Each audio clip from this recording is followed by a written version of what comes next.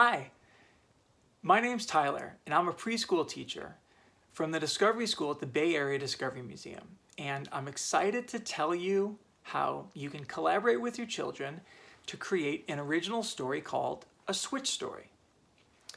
Now, here is what you're going to need. The good news is, not much. Just at least 2 people, and you could also have a small toy or stuffed animal or ball. It's just optional. Now, this is great for learning how to share ideas, hearing others, and also collaborating in any situation. Now, parents, here's some tips. Encourage your children to be creative. Maybe share more ideas or even use dramatic voices. And most importantly, follow the yes and rule of improvisation. Now, encourage your children that even if they don't like what the person before them has shared in the story, to not say no. And instead say yes and to continue the story. Now, in my classroom with my 4- and 5-year-old students, we use these stories all the time. And we actually call them and then stories because to tell the next part of the story, when it's your turn, you say and then. Similar to yes and. Now,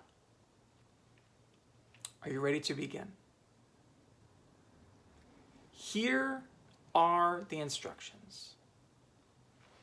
First, with your child, make a list of interesting titles for an original story. Now, I've made some myself. The first is Ice Cream Train, The Magic Skateboard, and The Flying Cat. We're going to set those aside.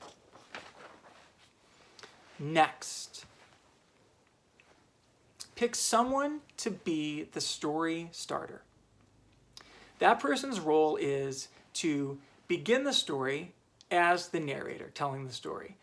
And also, they're going to narrate until they want to switch. Now, this is where the optional small object or ball or toy stuffed animal comes in. When you switch, you could pass that on to the next person, or you could just verbally say, switch, and next, the last step. Continue telling a story back and forth until one of you decides you'd like to end. Switch stories are great for children of all ages. The older your children are, the more details you can add, or the longer your story could be.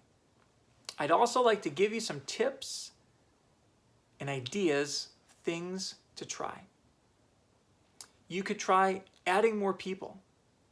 You could also try recording your story in video or audio and listening to or watching it. And my favorite, which is if you've recorded your story or remember your story, you could illustrate your story, creating a book that you could read again and again. Thanks for watching. I hope that you have fun being creative and collaborative storytellers with your children. Bye.